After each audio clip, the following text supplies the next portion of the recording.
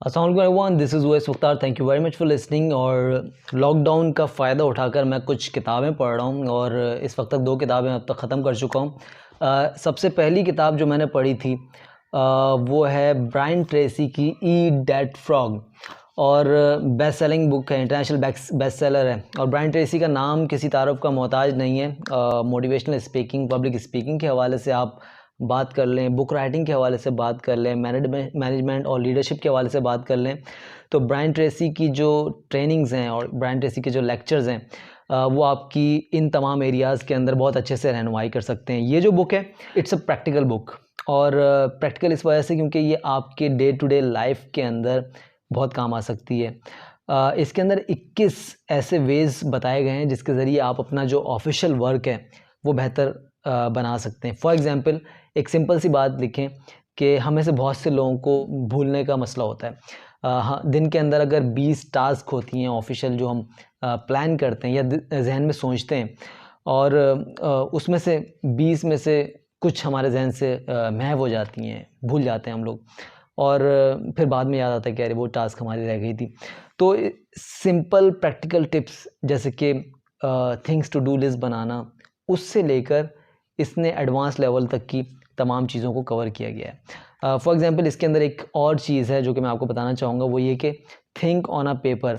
हम किसी भी चीज़ के ऊपर ब्रेन स्टॉर्मिंग कर रहे होते हैं तो हम जहन में उसका एक नक्शा बना रहे होते हैं, लेकिन उसी दौरान हमारे जहन में बहुत से आइडियाज़ आते हैं माइक्रोसेकंड के अंदर, और वो आइडियाज़ माइक्रोसेकंड के अंदर ही गायब हो जाते हैं और हम सोचते रहते हैं यार ये अभी मेरे जहन में क्या आइडिया आया था। तो इसके अंदर वो टिप है कि थिंक ऑन अ पेपर, यानी कोई भी चीज़ आप सोच रहे हो या प्लान कर रहे हो जिसके ऊपर ब्रेनस्टॉर्मिंग करना चाह रहे हो, तो एक पेपर लेके बैठो और जो भी आपके जहन में ख़्याल आ रहा है उसको उस पेपर के ऊपर लिखते जाओ। सबसे अच्छी बात जो इस बुक की है वो ये कि ये कोई बहुत बड़ी बुक नहीं है। साइज़ इसका आप देख सकते हैं कि इतनी पतली बुक है, 100 पेजेस इसके अंदर हैं। Plan every day in advance, इसके अंदर ये बताया गया कि किस तरह हम किसी भी दिन से एक दिन पहले अपनी प्लानिंग करके अपने काम को बेहतर बना सकते हैं।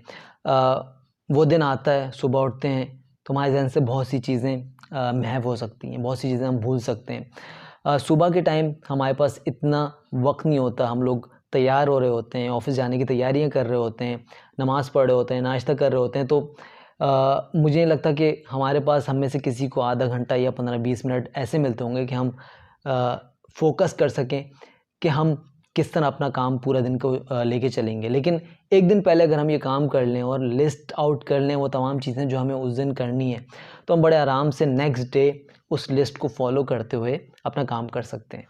Technology is a terrible master.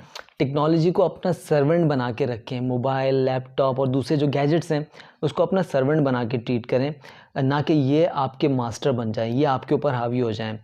और इसके अंदर जो उसने टिप लिखी है वो ये कि डिजिटल डिटॉक्स, कि कोई भी काम आप करना चाह रहे हो उसके अंदर आपको फोकस चाहिए हो, तो आप किस तरह अपने गैजेट्स को कुछ देर के लिए डिसेबल कर सकते हैं ताकि अपने उस काम को फोकस करें और उस काम को जो भी टारगेट आपने सेट किया उसको अचीव कर लें, उस टास्क को पूरा कर लें।